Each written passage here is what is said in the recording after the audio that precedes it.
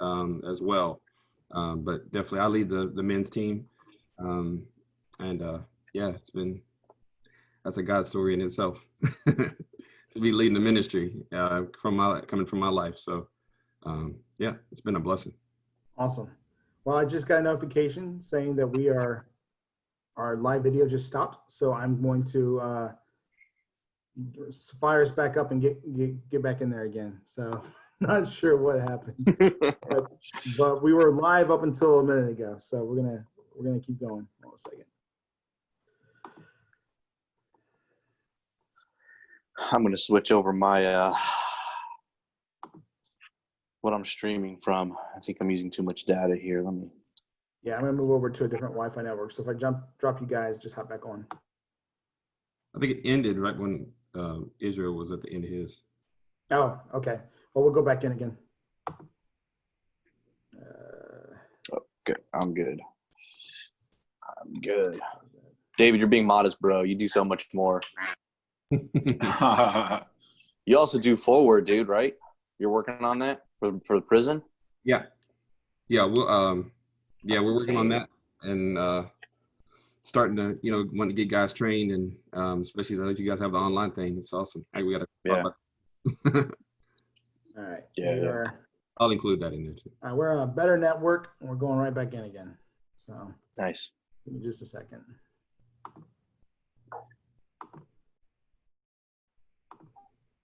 How's the baby, bro? Baby will be here in 4 weeks. Dang.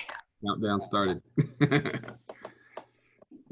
COVID baby.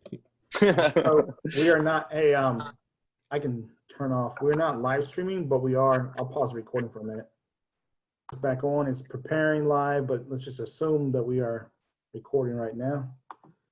All right, let's see here. I think we're live again. Hold on a second. Where's it at? Where's it at?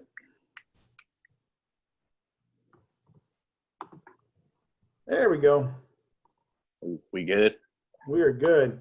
All right, guys. Part 2. This is a 3-part series that we didn't know about.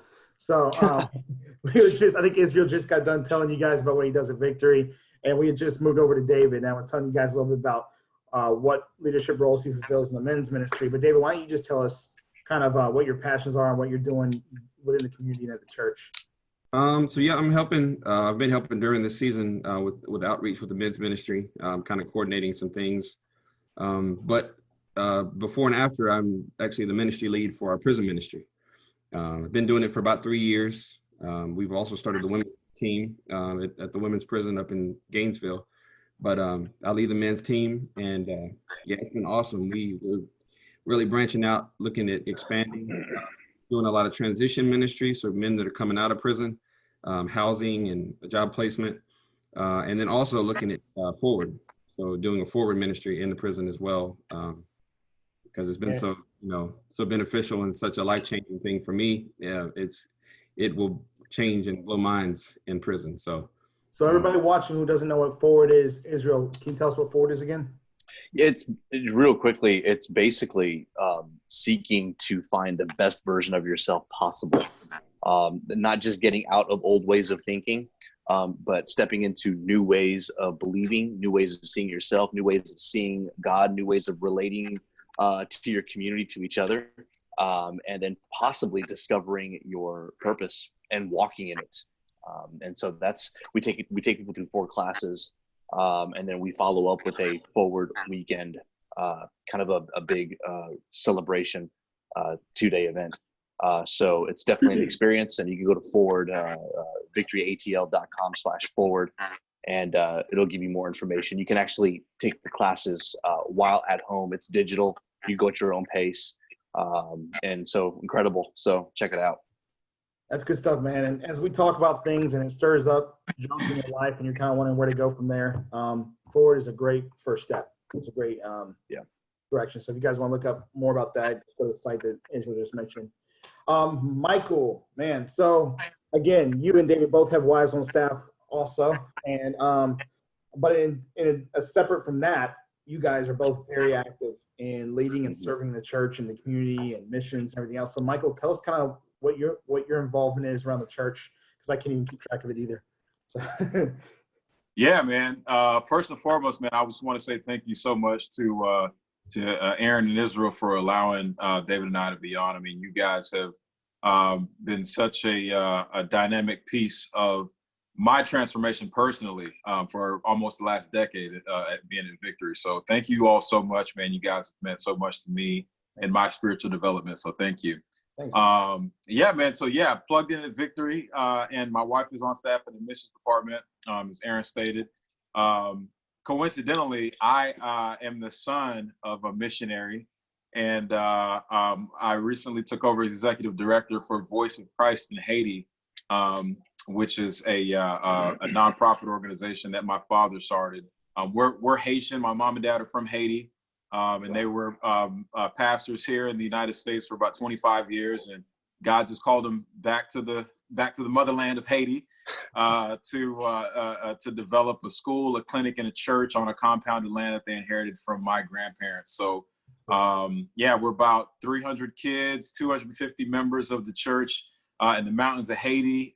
Just God is doing some amazing things in that country, and so yeah, we're super excited to be sort of leading that charge right now. I'm in Haiti, and on the state side, we're at the church. Alex is on staff in missions, and we're just doing whatever we can to be servants all over the church in any way, shape, form, capacity that's needed.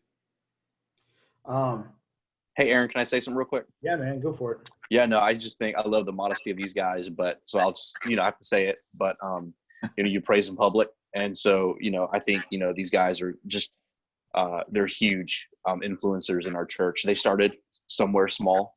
They got involved. They stayed connected. They followed through. They pushed through the tough times. And here they are, major influencers to the kingdom. And we get to have them. And so it's a privilege and honor to have these super volunteers, these guys who are passionate about whatever they put their hands to, their ability to say yes to God, no matter what. And so I think that type of mentality and that those habits rub off on other men. And so again, we're privileged. Every ministry that they touch benefits and grows just because of them being involved. And so that's just a wonderful benefit to have. So for those guys who are looking for connection and want to know, what does the fruit of connection look like? What does my future look like if I stay connected, press through? What does that look like? It looks like these two guys here, major influencers.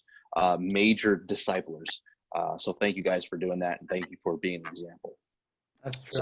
I'd echo that as well. And I know it was last minute. We were literally all on an outreach together about an hour ago. And I was like, hey, you guys, can y'all jump on with us tonight? And you both were like, yeah, sure. And that's kind of how you guys are about everything. Whenever you're asked to, can you serve? Can you do this? If there's any way possible, you both do. And David, you've got a baby, another baby on the way, man. How many weeks out till number 3 arrives? 4 weeks out. 4 weeks out. Little girl. Wow. Awesome. No pressure. Well, at least she's got 2 bigger brothers now, so she'll be good, man. She's covered. She's not worried about that part. Well, I just saw we lost our live stream again, but we're recording this, so I think we just lost Israel too. So, man, I'll tell you what, enemy does not like this broadcast. We run into problems every week. Some of it's my own failure, and some of it's just everything working against us. But we're going to keep going anyway, and we'll just post the recording of it when we're done. So let me let Israel back in. There you go. Did you have to run to the bathroom, man? It's just a normal Taboo Tuesday, man. The Taboo actually has nothing to do with what we're talking about. It's just us trying to execute the recording. So yeah. Well, man, just want the guys to kind of get a feel for who y'all are, and aside from all that, you guys are both just dear friends of ours. And I've actually never said dear friends of ours before. That again felt weird saying that. You're both guys out there very much. Moment right there. I feel like I sort of channeled my grandmother on that one. But anyway, glad you guys are here, man. Tonight, what we wanted to talk about, really, normally Israel and I would talk a lot about sexual integrity and sexual brokenness and things like that. But that's not really the only thing we talk about taboo-wise. We talk about just things that, honestly, maybe just don't make their way into your sermons that you may hear on the weekend. And one of the things we want to talk about in light of everything going on, in light of our country just being a powder keg right now, on just racial relations and us being victory. Racial reconciliation is a huge part of our culture. But, you know, even stuff like this, even the church can feel the strain of this. The fact that everyone has emotions and passions about it. And a lot of times you think you know what everyone around you feels and you don't. And everyone just assumes that you all feel the same way. And you'll find people asking things like, what side of things are you on and all that. But I wanted to kind of hear, I mean, tonight we wanted to talk about really about just anger, raw anger.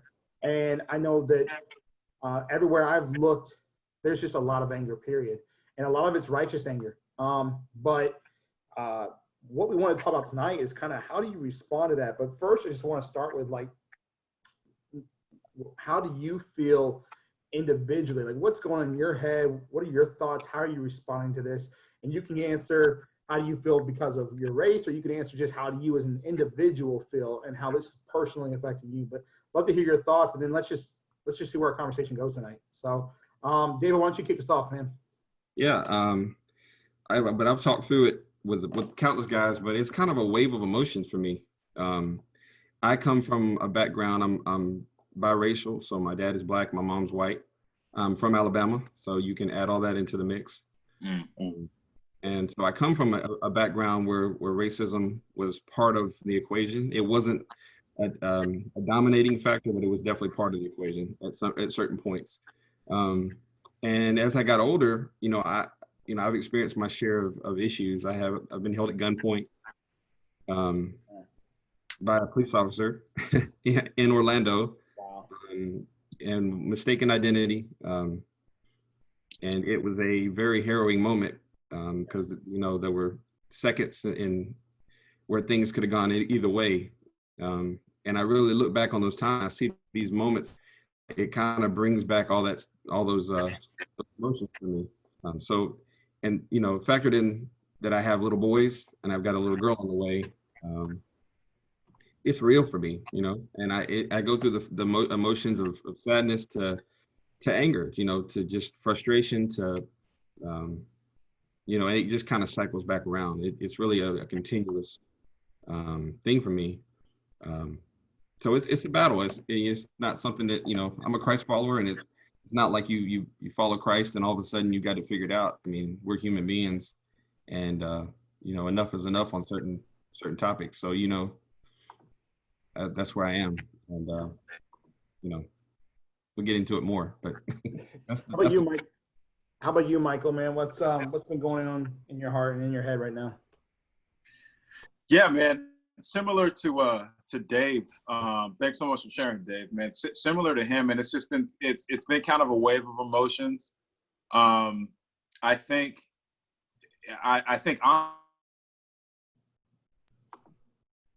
honestly, man, I think I've grown so numb. We there? We good? Yep, got you. Mm-hmm. Yeah, I think I've grown so numb. I've grown so numb to it, man. I mean, I grew up son of a Haitian immigrant, and we went to we immediately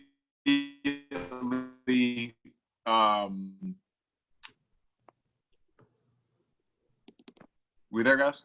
Yeah, you're kind of going in and out a little bit, but we're hitting most of it. We lost your video feed.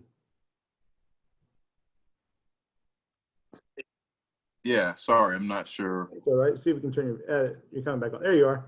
There you go. You're back. So you're saying good. Okay, all right. Yeah. Son of a Haitian immigrant. Haitian immigrant. So having foreign parents raise you in Florida was kind of a different experience, because to be honest with you, my parents' experience growing up, my family's experience growing up wasn't the same as what you would hear from an African American, who has had generations raised in America. And so my family really, we were new to racial discrimination and how African Americans were treated, because we consider ourselves Haitian Americans. And so our struggles were different struggles growing up. And then we moved to America, and it's this whole new thing thrown at us. And so, for the majority of my life, I've been trying to navigate that. And in high school, we moved to Georgia. And that's when I guess my eyes were opened up to some of the racial inequalities of the United States, because in Florida, in South Florida, man, it's a melting pot, right? Yeah. And so, you know, we really didn't experience anything down there. You move to Georgia and you kind of, okay, your eyes are a little bit open to it. And so instances like this occur so often and have occurred so often in my life that, man, I've almost grown numb to it. And to be honest with you, I've been so surprised by the outpouring of concern from people that are in my life that are white. And they're calling and just saying, you know, hey, man, I just want you to know I'm here for you. I don't understand what you're going through, but, you know, and it's just different. For something about this instance is different. I don't know if it's COVID. I don't know if it's the Ahmaud Arbery that happened so close to it. I don't know if it's divine prophecy. Who knows, right? But something's different about this case in the fact that I think that the world can agree that what we saw on video was just absolutely horrendous. And I think it's polarizing sometimes because you have a lot of people on one side or another, but no one, I really haven't heard anyone from Fox News to whoever, just everyone agrees that this was an egregious act. Yeah. And it's sad to say, but it took something like this, I guess, to get the conversation started. Is it going to heal everything? I don't think so. But I think at the very least, the conversation is being had, and I think that's all we can ask for at this point right now. Yeah, well, you know, that at some point, you know, it's really easy to start thinking that things are hopeless and things are never going to get any better or change. But as you just said, Michael, I have noticed there's one thing different, and that does seem to be more people seem to be speaking out and responding than I've ever seen before. And so it gives me just the slightest bit of hope that maybe something can change. You know, maybe is racism gonna be eliminated? No, it's not. It's all over the world, in every race, in every country and culture, there is a form of racism. But can it change? Can it get better? I believe so. I believe that Jesus wouldn't ask us to fight battles that were impossible, that were not winnable. And so I mean, I could be wrong on that. I haven't really thought that theology out, but it seems to me like if he told us to go to war for it, he was expecting us to take some ground. So, but Israel, man, what are your thoughts? You know, how does this affect you? What's your background and all that stuff? And what are you thinking just from what David and Michael said? I mean, immediately I'm angry. Yeah. And so I don't know. I mean, I feel like I'm flooded with emotion. I'm not sure how to respond. And then I have to remind myself that while I'm a minority, because of my Asian and Hispanic background, I'm still not Black. Yeah. And so there's a piece there that I have to start to understand where my anger is also balanced with, but listen, and don't look away from this. Keep your eyes on what is happening and understand and continue to understand the fear, the anger, the hurt of our nation, and really, you know, hoping that people catch this, that they understand the weight of this as we're supposed to. And so I don't know. I guess I'm a little overwhelmed. I'm in the process of being angry, but also listening and hearing from my Black friends what they're experiencing. And I just had a meeting just right now. And so two people got on, and I told them what we're going to be doing for this weekend. And I said, hey, we're going to be processing and listening to people who are experiencing this in a raw and using empathy. And two people confessed to,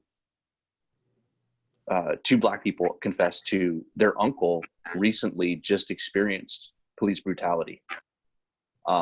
It just didn't get publicized in the media. Another person's friend lost their lives to something. And the heartache as they're trying to speak on this was just overwhelming. Like we stopped the agenda of the meeting and we had to tend to that issue right then and there We had to minister to it. We had to allow God's presence to come into that place. And so while we saw God do work, I walk away from that and I'm furious. And I'm still getting texts from everyone else who was on that meeting saying, I'm angry. What do I do with this? Yeah.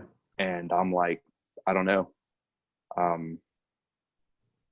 And so that's kind of where we're at. That's what, like right now at this moment, at 10:15, I am angry, but I'm listening. And I like to give you the super spiritual answer of where I'm trusting and laying it at the feet of Jesus, walking into the throne room. And this is my act of sacrifice, but there's a part of me that's like, you know what, God, let me be angry. Be okay with me being angry, Lord. So that's kind of where I'm at. Well, obviously I think he's angry too. Yeah. You know, I think it was Michael or David, one of you guys just said it, like, about people wanting to know, like, what side of things are you on? And sometimes you'll catch it from both sides, especially if both sides feel like you should be more on their side. They'll both attack you. You know, and I was just thinking this morning, I was reading in Joshua about in the book of Joshua, when Joshua was getting ready to attack Jericho, and he runs into the commander of heaven's armies, and he says, you know, well, whose side are you on? Our side or theirs? And he's like, I'm on God's side. You know, like, you get on my side. And I think I have to constantly remember that Jesus is heartbroken over what's happened. And he's heartbroken for George, who lost his life, and he's heartbroken for the officer who took his life. And he loves both of them. And he hates sin, you know, but he loves the people. We all know this, but I think we have to remind ourselves that Jesus didn't come just to overthrow a system. He came to save hearts, man. And, you know, I was thinking about, like, all right, so I'm very familiar with anger. It's probably the one emotion I feel closest to. And I was talking to Israel earlier today, you know, myself, like, one of the strongholds in my life was just power. I wanted to be in control, and I wanted to always be able to protect myself and protect anyone around me, because I remember what it was like to feel afraid and vulnerable and not able to do anything about it. And somewhere along the lines, I made some sort of inner vow that I was never going to be the victim again, and nobody was going to get hurt on my watch. And that was one way I responded to that anger, that fear, is I basically just got as tough as I possibly could. And anytime things started looking like they were out of control, I would respond with anger and force to try to get it back under control. And I think that's what happens to a lot of these policemen. I think that's what's happening to people right now in the streets, is like, man, you're angry, you're afraid, you're scared, you're desperate.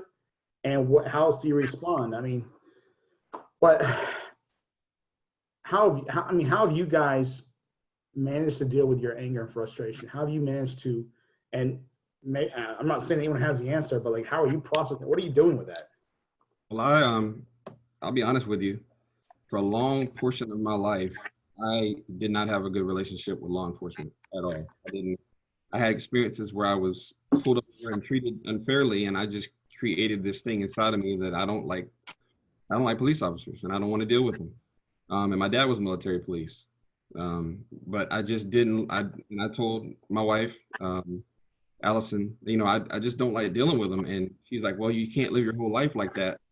And that's just how it's gonna be for me. And it's so funny that I lead a prison ministry and I deal with corrections officers every time I go.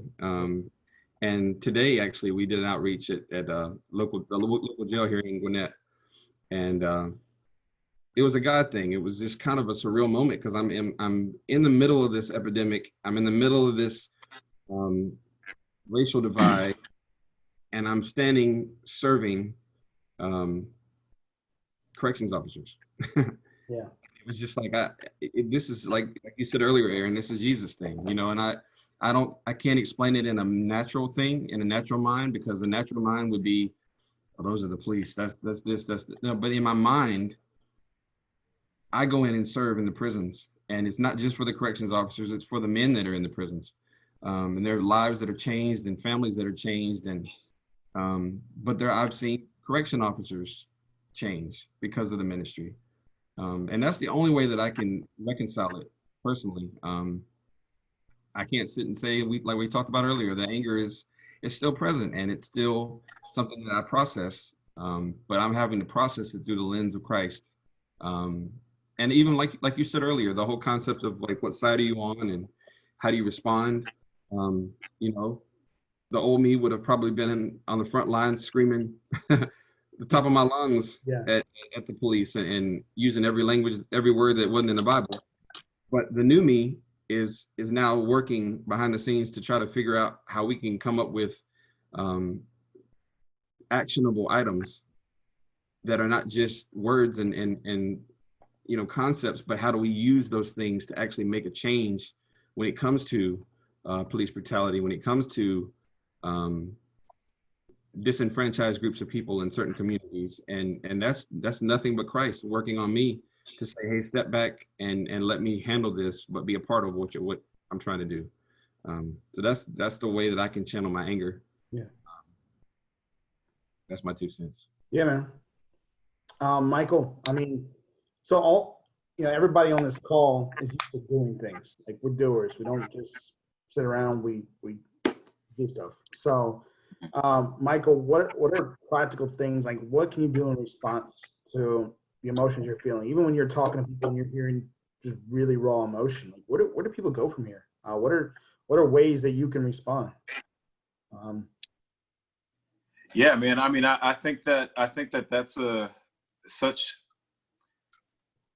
a broad question, right? I think there's a lot. I think that so many people are feeling so many different things, and I think that there's not really a blanket answer. But I think every individual has to really look inside and ask themselves, what is it that they want to see done? Because that answer is going to be different. And then what can you do practically in your own, in your own strength to get it done? Not in your own strength, of course. Through, we summon our strength through the Lord, but I just mean, and tangibly in your own hands, what can you do to change your family, to change your neighborhood, to change your coworkers, or having a conversation, or whatever that looks like for you. I'm the type of person that has military in my family. Similar to Dave, I've got, people that are in law enforcement in my family. And growing up in my life, I've never, and that's why I have buddies like Dave, and we can all sit and talk because we all have different, I've never had a bad experience with police, right? Like, I've never had a bad experience with police. Even when I was wrong, getting pulled over, whatever, it's always been, I can say, a professional experience. And so for me, it's going to look different, because one thing that I do understand is, although Michael Anefils may not have had the same experience, I know my brothers like David have, and I know that it's there. It's just, I mean, it's not being made up. I mean, we saw it, right? So it exists, it's real. And so, one thing that I try to do is I try to have conversations with people and meet them in love and show them love however they're feeling, because I might not feel the same way. I know I have friends and family who have been calling me that might not feel the same way I do, but we just meet each other at love first, and try to understand each other and maybe not try to get our point across, but try to have the other point heard. Yeah. And I think that that's the only way that we're really going to be able to move forward as a culture, as a society, as a nation, as a planet. I think that so much of it is just understanding the other side and just listening and having the heart to just hear what other people are feeling and not trying to put your point across. But I think it starts with conversation. I mean, practically, Yeah. Well, I mean, even tonight on this outreach we went on, I saw over half a dozen Black and Hispanic men pick up Outback Steakhouse and drive dinner over to all these first responders in Gwinnett County, policemen, firefighters. And I know that these men were feeling pain and upset, and a lot of them have been on the receiving end of some unfair stuff and some brutal stuff and some racist stuff. Yet their response is, let me go serve these guys.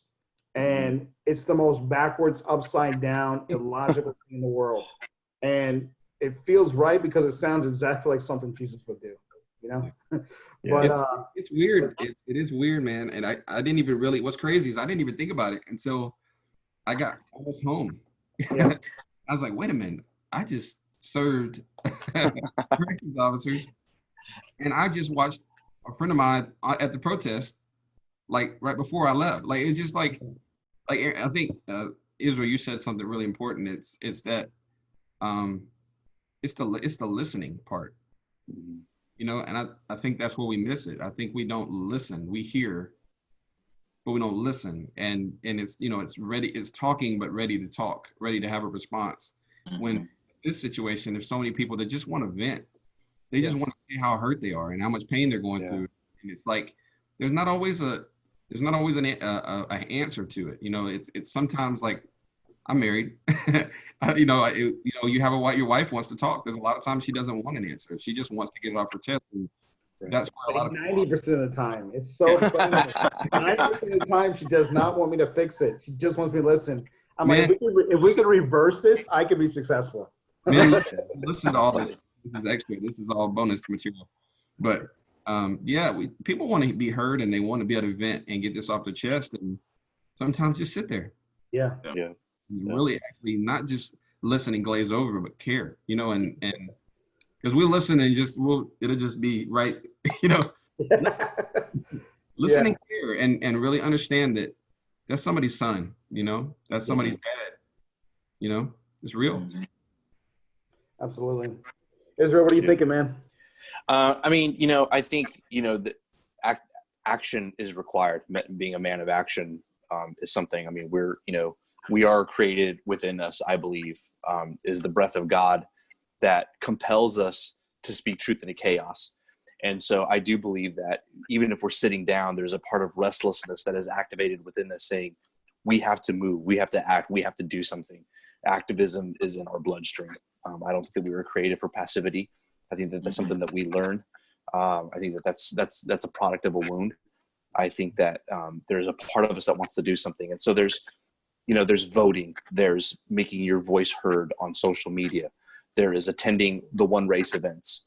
There is, prayer walking through the streets. There is doing what you were doing tonight by delivering meals to law enforcement or first responders. I think all that is fantastic. It creates energy. It creates momentum. It gets something in here and it propels us forward. So it's no longer just in here anymore. And I think that it's not just being at the events, creating something witty to say on social media or finding some sort of truth or reposting something from Martin Luther King. But, it's also the conversations that happen in between. You on the way journeying up there, delivering Outback Steakhouse and hearing someone's story, or meeting an officer and hearing what he has to say about this. It's being at the rallies where people are peacefully gathering together, and it's having the sidebar conversations. I think all of that is great. But before all of that can happen, I do think it's about being aware of what's going on, like in here, tuning in to kind of putting a stethoscope from your own ears to your own chest and saying, what's happening here? Am I experiencing anger? Am I experiencing rage? Am I experiencing injustice? And giving yourself an opportunity to almost have yourself be heard. What are you doing with all that? What are you doing with that weight? What are you doing with that sense of injustice? The worst thing that we can do is to ignore it, to brush it under the rug, or to simply try to control it by saying, you know what? Don't get angry. Don't get frustrated. Don't call it anger, because a good Christian boy doesn't get angry. So we're not going to do that. Let's just sit down and let's write our senator a letter. I'm going to be honest with you. That may not be your thing. And so if writing a letter to your local government, if that's all you're going to do is be frustrated at the end of that. And you're just going to mail it in angry. And that won't do you any good. I'm not saying that doesn't work. I believe that works. But I'm just saying, for a guy like me, that ain't going to work. That's just not going to I'm sorry. I'm not going to be like, I'm so glad I wrote that letter. Woo, man, am I redeemed. I am just count my lucky stars. Like, that's just not me. There is still something in me that wants to just knuckle up. And so I got to be real honest about that. And I've got to ask the Lord, like, what am I going to do with this anger? And Aaron, you kind of alluded to it a little bit, but we have to start to understand that when we're aware, God has something to say about our anger. And it's not always a rebuke. I think some of the anger, if we filter it, if we really listen to what the Holy Spirit is saying, some of the anger is evidence that we are God's children. Because what God hates is in us. What God loves is in us. What makes God smile is in us. And what makes God righteously angry is also in us by the Spirit. And so there are some things that cause us to be angry. And just because we're angry, it doesn't mean that we've fallen away from grace and that we're sinners. It just means that we're human and that the Holy Spirit is unctioning us to something else. And so I think that once we start to separate, like, I'm angry, but I want to be vindictive. I would say, okay, well, take away the being vindictive out of the anger. Take away to putting justice in your own hands. Take that out of the anger. What you deal with is pure anger. And you chase that down a little bit, it will lead to hurt. It will lead to disappointment. It will lead to fear. It will lead to a place in your heart where God is going, invite me into that place. Invite me into that sacred place where you're afraid, where you're wondering about your children and if they're going to be safe, where you're wondering about your own life and if you're ever going to be able to jog past 6 p.m. again on the streets. I mean, these are great questions. These are great conversations to have with God. And I think it comes first with just being aware of what's going on in your heart. And also being forgiving with yourself. Because that anger, I'm not going to say it's poisonous yet at that point. I think it's a good anger. I think it comes from the Lord. It just needs to be talked about. It needs to be, we heard about this. It needs to be investigated. It needs to be interrogated. It needs to be questioned. Part of it's pure, but part of it has to be surrendered to the Lord. And I guarantee you, in that place, I think that God will give us something there. Once the Lord tends to that emotion, and once we're whole, once we find some measure of comfort, I think that we'll find the release to go out and possibly be a comfort to others. And so that's kind of just in my head what's going on. Man. I mean, that's I think good. I think anger allows you to empathize with people. It allows you to pursue. I mean, you pursue justice. A lot of people who aren't Christians look at the Bible and they say, why is God so angry in the Old Testament? Well, first of all, I would disagree that he's not angry throughout the whole Old Testament, but there was a lot to be angry about. There was a lot of jacked up, evil stuff going on, and God was angry about it. And we're made in his image, which means we're made to get angry about unrighteous acts. And what happened to George Floyd was unrighteous, man. And I think God would be angry if we weren't angry, if we weren't saying something. It's, God says, be angry and don't sin. Okay, we can get into how people are responding and all that. That's a separate issue. But to not be angry, I think, is to not be human about this. So my background is over the different years, people try to figure out what I am. I think these days, most people figure out I'm predominantly Caucasian. But I don't know if that's a term, but it should be. So, you gotta say that again. What was that again? Caucasian. Caucasian. I'm probably offending people, but that's just because they don't know me. If they knew me, they'd be more offended. But actually, my roots are Jewish. Now the thing about being Jewish is people can't always look at you and tell. If they could, they would probably hate you for it, because we have a history of people not caring for us around the world.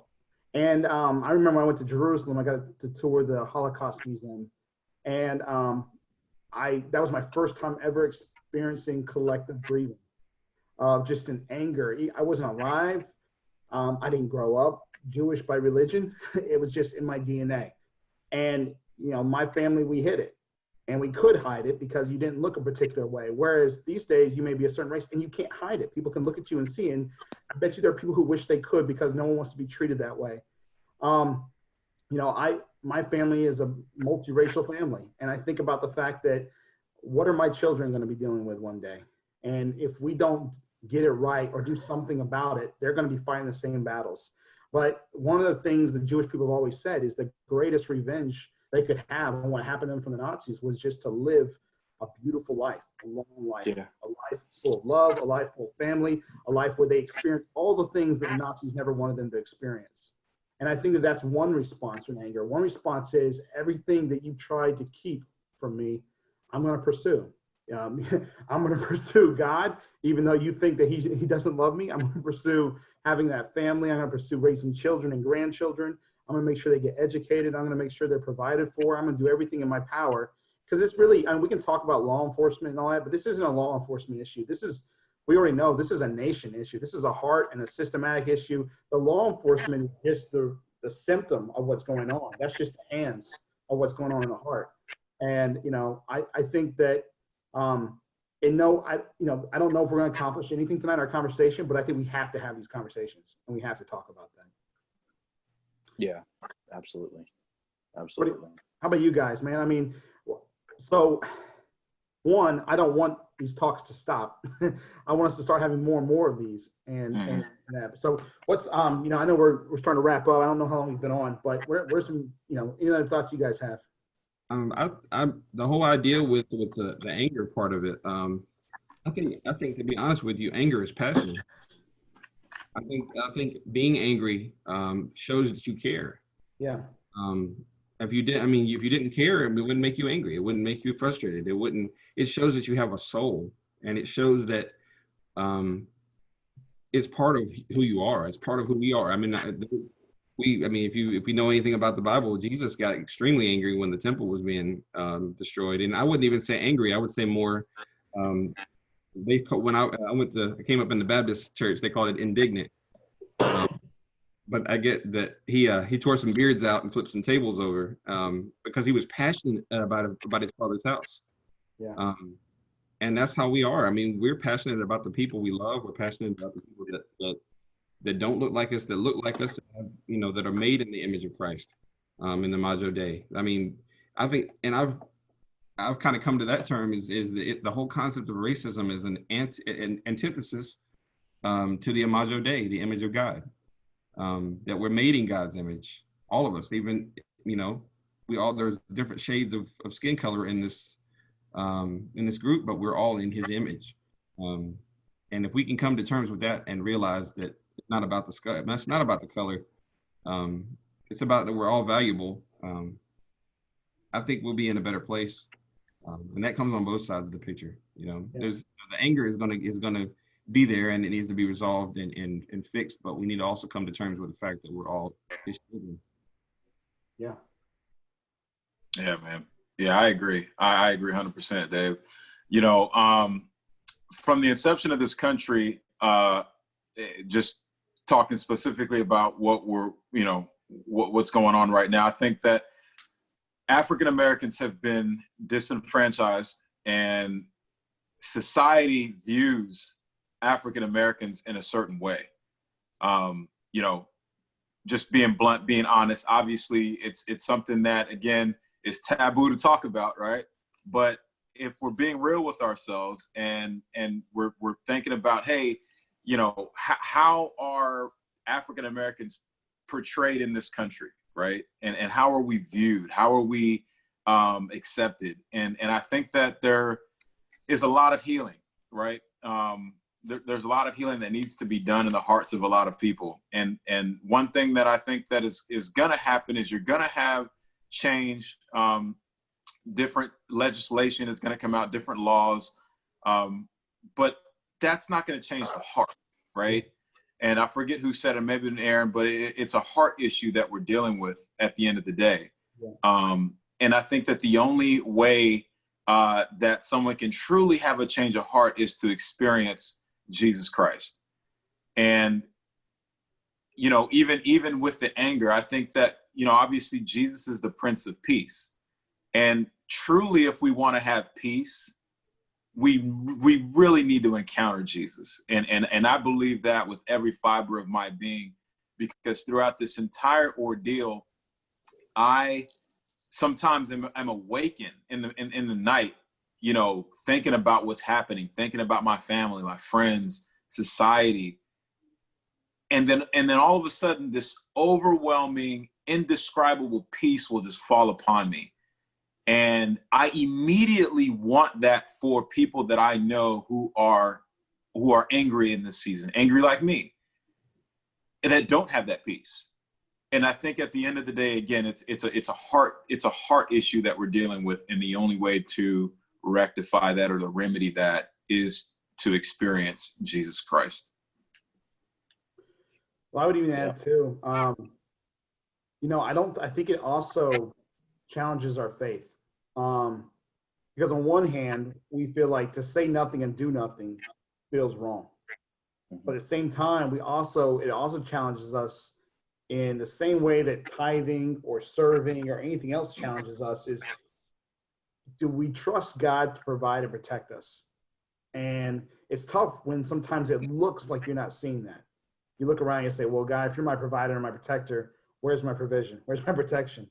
And, you know, I think people may ask that. And at the same time, he's promised that he would be. And yes, there's biblical principles to follow and all that. But, you know, this is a question of faith of, God, are you going to fight this battle for me? Are you, you know, and you read the Psalms and read it, and it feels like all, you know, even the New Testament feels like we're like lambs being led to the slaughter. But where is God in this, and where does he intervene, and what does he call me in doing this? But Israel, I mean, what has that got you thinking, man? I mean, for me, again, I go back to, I think it's necessary that we start to talk about this, that we talk about whatever core feeling we're experiencing through this.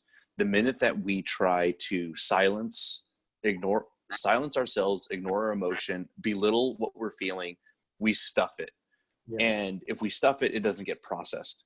And there's nothing more dangerous than unprocessed emotions, because eventually emotions will find a way to come out. Yeah. The only control you have is how the emotion comes out.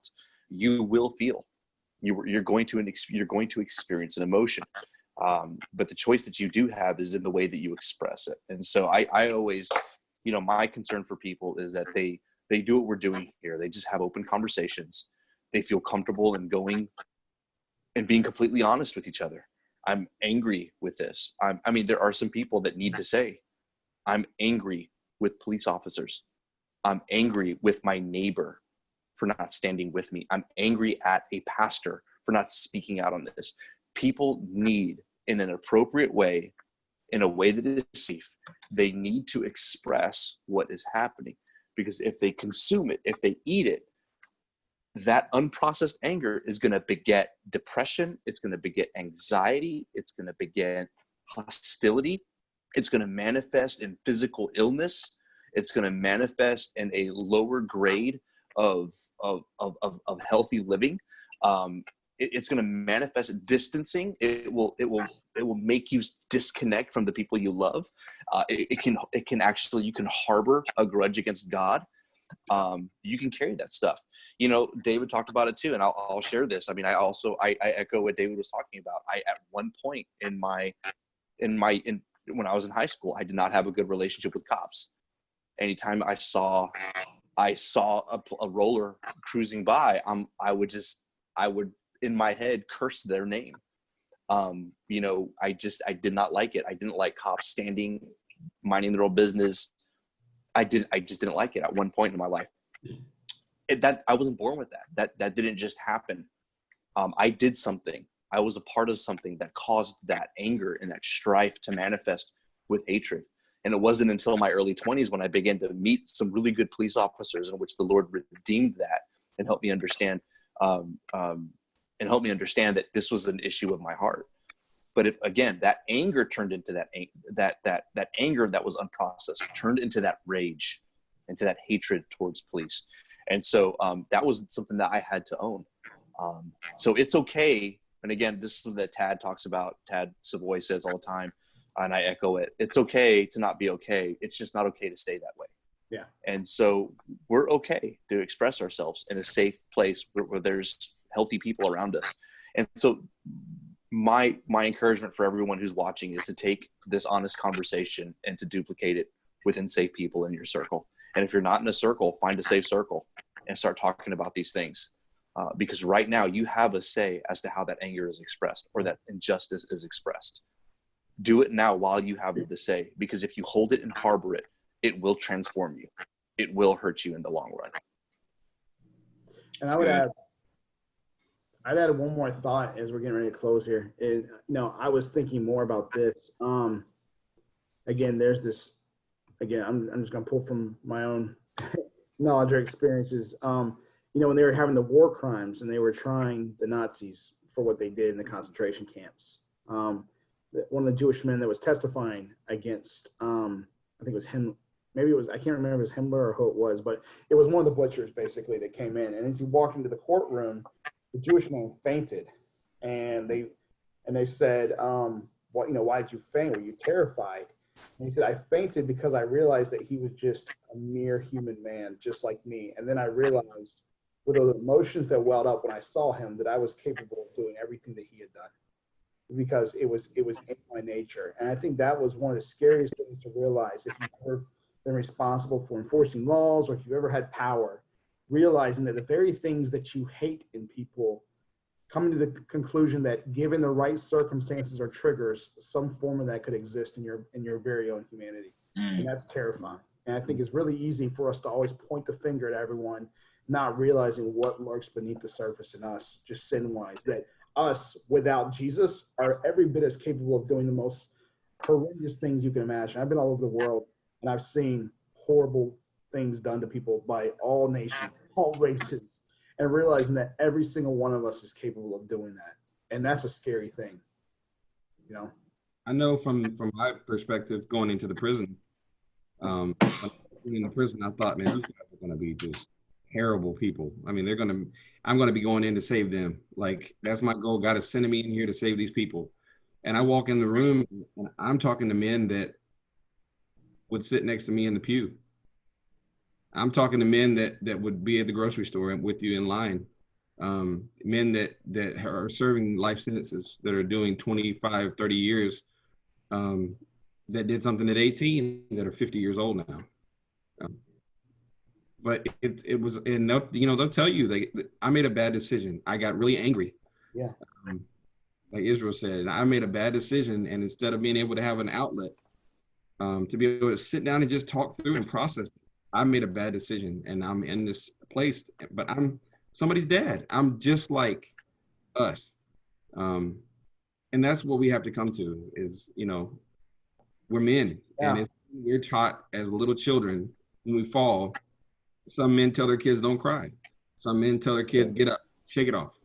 Well, you can't expect to do that as your whole childhood and then to grow up to be an adult and then all of a sudden be ready to just release your emotions. And I would be willing to bet that if we could really sit down and have these conversations with men, grown men, the emotions we would find that would come out of these things would be unbelievable. In an environment of openness and how are you really feeling? You know what I mean? These real conversations. Well, it's like what Israel just said. If you don't tend to it, it's going to come out. And man, I remember in my 20s, just times where I let my temper fly. There was at least 2 occasions where I thought I almost killed someone, and I ran home with a hood on, checking the news, trying to see if the person died or not. And I just remember it's just a split second, just losing my temper. And I have a friend from high school who punched a guy one time in the head, and at a concert. The guy fell, hit his head, and died, like that. And he went and spent, I think it was 25 years in prison for that. And he was 18 years old. Just one drunken bar fight punch. And it was realizing that, man, if I don't get this thing in check, it could destroy mine or somebody else's life in a minute, So. But anyway, well, guys, I know we've been on for a long time tonight, but it was just, it's been a good conversation, and I look forward to having more of them. So, guys, if you're watching this, man, thank you for jumping in, even if you're skimming along, because I think we've been on for about an hour. But man, I know everybody watching this, a lot of you guys are doing the same things we're talking about, feeling the same things we're talking about. And man, just post your comments. What you're thinking, what you're feeling. And if you're struggling, you're like, hey, I realize that's me too. I've got an anger issue and I don't really know what to do with it. Or I want to do something in response to what's happening. You know, man, let us know. We will get you plugged in. We'll get you involved. To sit around and just isolate and just try to do this by yourself, it's going to go nasty. And somebody who doesn't deserve it's going to pay for it. And you don't want to be on the other side of the regrets. So, yeah, well, man, we love you guys. You know, we look forward to seeing y'all this coming Saturday, the next men's breakfast online. We've got all of our campus pastors on with us, and we're going to go kind of a little bit in line with this, but it's going to be completely different. We're going to talk about some things because we're in the month of June, and Father's Day is this month and everything else. So I always call June Men's Month around here. So looking forward to the conversation we're going to have, and hope you guys can join us there. Well, thank y'all for being with us tonight, and we'll talk to you later.